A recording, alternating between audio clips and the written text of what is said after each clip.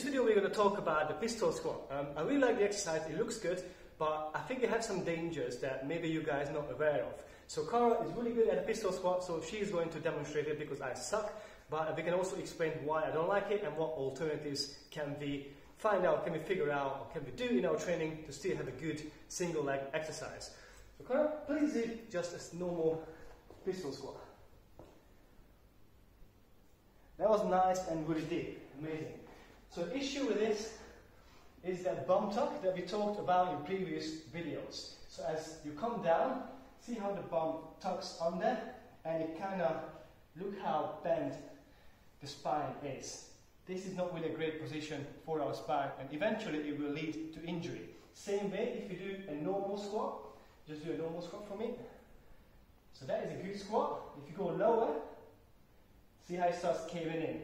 So there's another kind of like an argument between PTs that what is a good squat, what's the lowest squat you should do, and that is the danger zone. So it really depends on your body type and your mobility, your flexibility. So for example for Cara, and then she goes down to a squat, you can see while she maintains a nice spine, that would be the lowest squat for her. Because if she goes lower than this caving start kicking in, and that's not really good for you. Something to mention as well with going down into a deep squat, it's not inherently bad, it just depends on your mobility and your flexibility as well.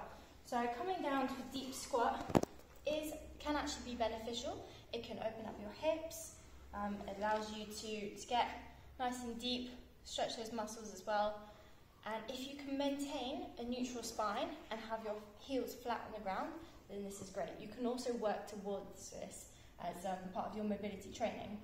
But if you find that you're rounding your back a lot, or your heels are coming off the floor, then you might not be ready for this position. You've got to work on it a little bit. Where this might become bad for you or slightly unsafe is if you do it under load, especially if this isn't something that you've worked towards, because it can put a lot of pressure on your knees. So when you're squatting down and you're coming back up, there's so much pressure on your knee joints, and it's more beneficial if you don't need to go to that depth and that you're not currently working on that mobility training, just to go to a nice neutral level where you're parallel.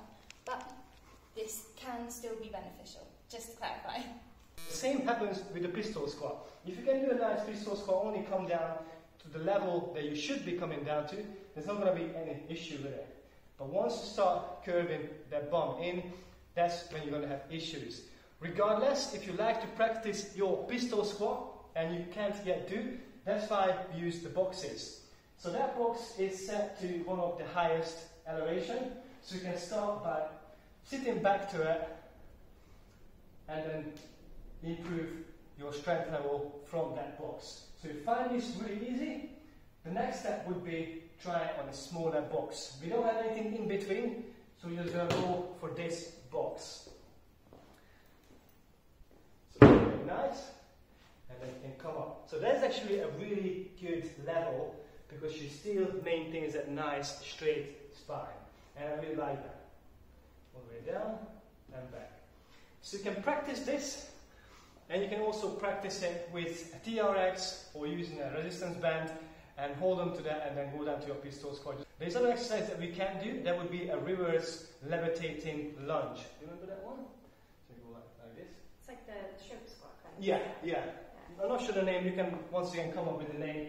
So that is a so much better exercise, and I think it's harder as well. And if you do one more, I think it's harder, yeah. See how nice and straight her spine is. Like, there's no bum tuck in here, everything is nice in line. Feel it a lot more on the front of your quads above. So I guess you're actually targeting the muscles even more. So maybe just do one in here. I wasn't sure if that was in the camera.